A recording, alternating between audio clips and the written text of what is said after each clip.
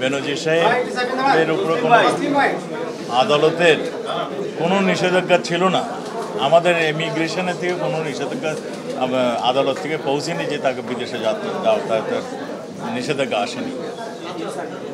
আমরা সেদিন আমাকে জিজ্ঞাসা করছিলেন, আমি বলেছি আমার তো জানা নেই। তিনি একজন লোক তো বিদেশে যাবে আসবে, সেখানে কোনোটার উপরে যদি নিষেধাজ্ঞা থাকে তখন আমার নলেজে আসে যে যাচ্ছে কিংবা যেতে চেয়েছে।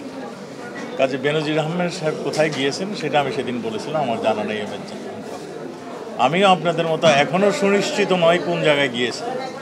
আমি শুনছি আপনাদের মতন তিনি সিঙ্গাপুর গিয়েছিলেন, আমি একটু জানি। সে হয়তো ফিরে আসবেন, সে এসে নিশ্চয়ই যে সমস্ত অপবাদ তার নামে আসছে কিংবা তার নামে যে সমস্ত আসছে এগুলো ফেস করবেন তিনি। আমরা এটাই মনে করি। যাদের উপরে নিষেধাজ্ঞা থাকে তাদেরগুলো শুধু আমরা দেখি, এরপরে কে কখন কিভাবে যায় সেগুলো তো আমাদের লক্ষণীয় নয়, কারণ কোর্টের থেকে তো তার উপরে কোনো নিষেধাজ্ঞা ছিল না। দেখুন, ঘটনাটা ঘটেছে ভারতে, এবং ভারতে আপনারা শুনেছেন, আমরাও শুনেছি, খণ্ডিত অংশ পাওয়া গিয়েছে।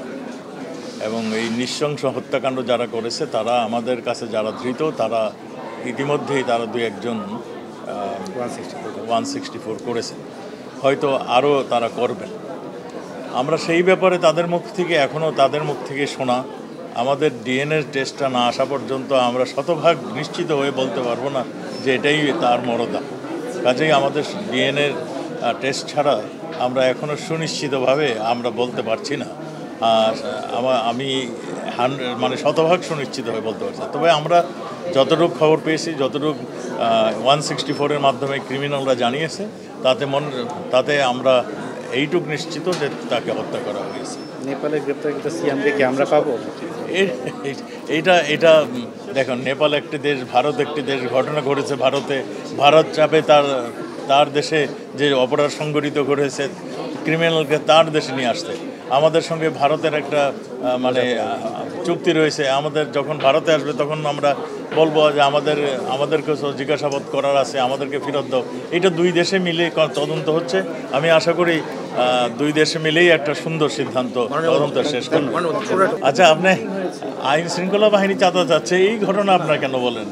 চাঁদা চাওয়ার মাস্তান তো আমরা রাস্তা অনেকগুলি দৌড়ানো দিই, আইন শৃঙ্খলা বাহিনী তো দৌড়ানি দিচ্ছে তাকে। এটা স্পষ্ট আপনাদেরকে বলি, আমাদের সিদ্ধান্ত হয়েছে পশুবাহী গাড়ি যেখানে যেতে চাবে সেখানে তার একটা বোর্ড সে লাগিয়ে রাখবে, একটা ব্যানার কিংবা একটা বোর্ড লাগিয়ে রাখবে যে ওই পশুর হাটে আমরা যাব।